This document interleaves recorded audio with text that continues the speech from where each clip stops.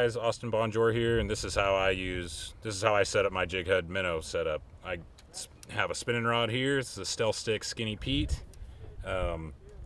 This is 10-pound braid to 12-pound fluorocarbon, and the most crucial part of this setup is tying a loop knot, in my opinion, and I'm going to show you guys how to do that.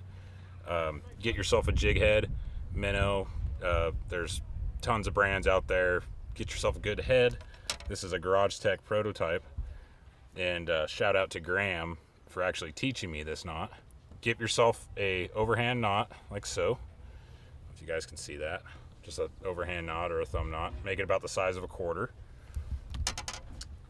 Then you take your tackle, in this case a jig head minnow, thread them on there, pull your loop tight to your tackle, and essentially you just want to pinch it with your fingers.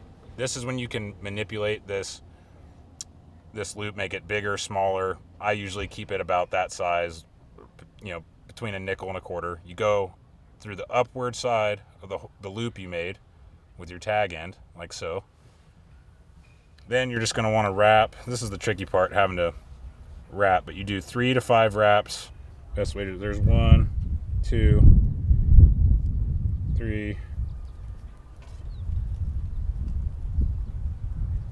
4, 5.